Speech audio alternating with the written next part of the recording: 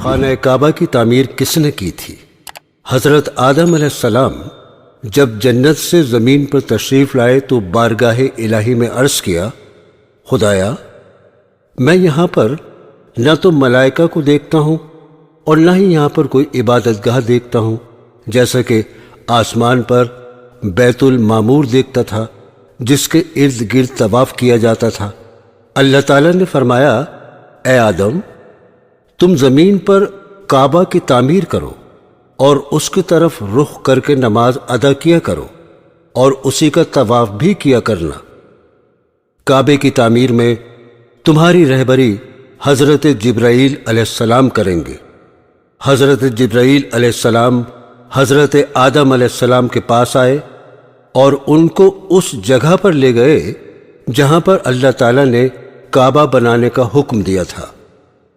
حضرت جبرائیل علیہ السلام نے سب سے پہلے نشاندہی کی، پھر اس کے بعد 7 زمین تک کعبے کی بنیاد ڈال دی، جس کو فرشتوں نے 5 پہاڑوں سے لائے گئے پتھروں سے بھر دیا اور اس کی چاروں طرف سے دیواریں بنا دی۔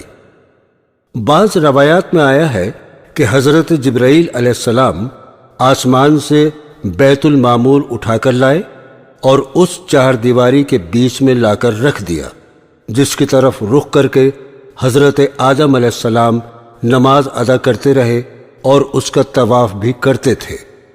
حضرت نوح علیہ السلام کے وقت جب طوفان آیا تھا تو اللہ تعالیٰ کے حکم سے بیت المعمور کو اٹھا کر حضرت جبرائیل علیہ السلام آسمان پر واپس لے گئے اور کعبے کی جگہ اونچے ٹیلوں میں بدل گئی، لیکن پھر بھی لوگ یہاں پر برابر برکت کے لیے آتے تھے اور آ کر دعا مانگتے تھے۔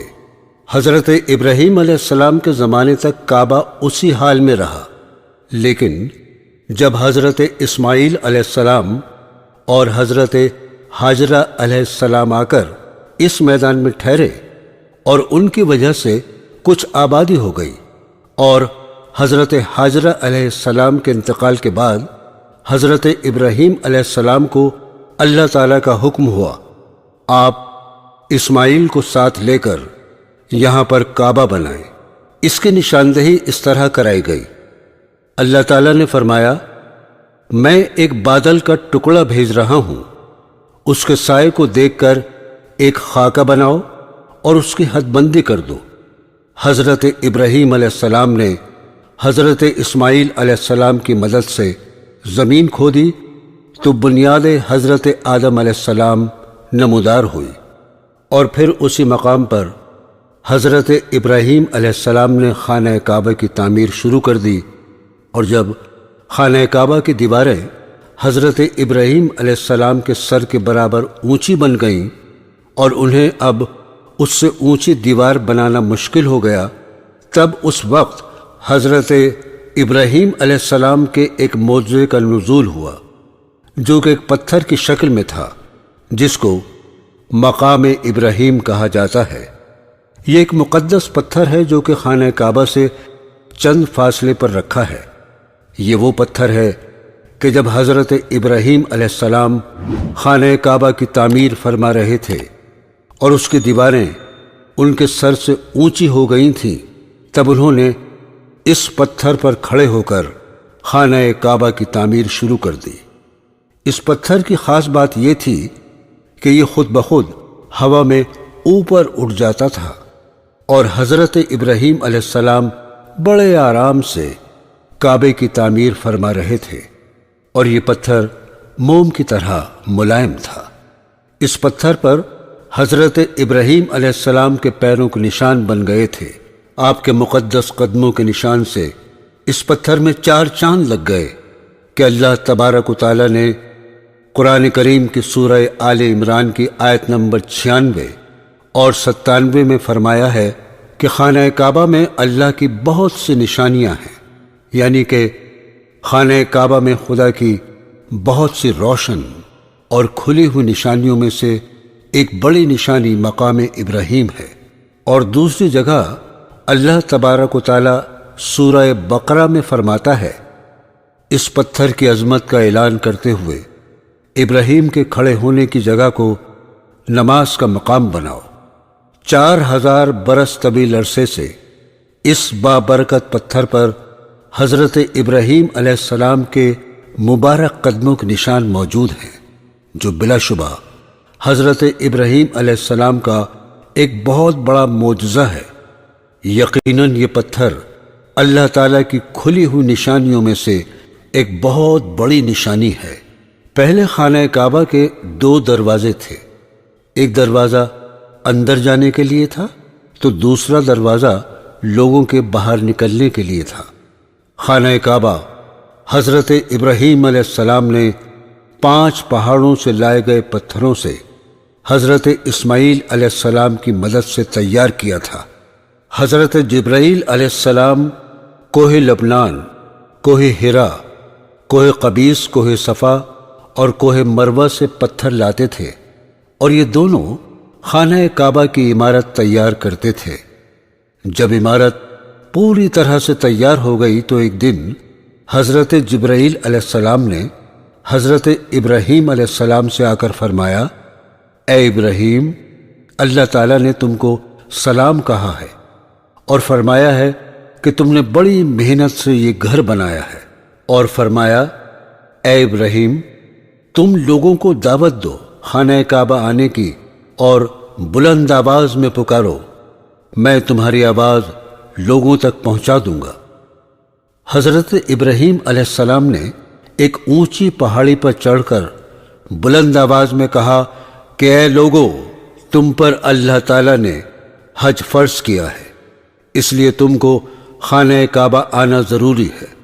تب چاروں طرف سے آواز آنے لگی، لبیک اللہم لبیک لا شریک لک لبیک۔ اللہ تبارک و تعالیٰ نے سبھی مسلمان عورتوں اور مرد پر حج فرض کر دیا۔ اللہ تعالیٰ نے حکم دیا کہ تم لوگ میرے مقدس گھر خانہ کعبہ کے طواف کے بعد مقام ابراہیم کے پاس 2 رکعت نماز ادا کرو۔ خانہ کعبہ میں حجر اسود کا اپنا ایک اہم مقام ہے۔ حجر اسود خانہ کعبہ میں لگا ہوا مقدس پتھر ہے۔ حج کے دوران طواف کرتے وقت حجاج بوسہ دیتے ہیں۔ یہ خانہ کعبہ کی جنوب مشرقی دیوار میں قد آدم کے برابر نصب ہے۔ اگر اس پتھر کو قریب سے دیکھیں تو اس کے 12 سے زیادہ ٹکڑے ہیں جنہیں کسی مسالے سے جوڑا گیا ہے۔ شاید یہ کسی زمانے میں ٹوٹ گیا ہو اور اس کو دوبارہ جوڑا گیا۔ اس پتھر کو ایک چاندی کے فریم میں جڑا گیا ہے۔ حجر اسود کہاں سے آیا ہے یا اس کو کہاں سے لائے ہیں، اس بات کی مکمل معلومات حاصل نہیں۔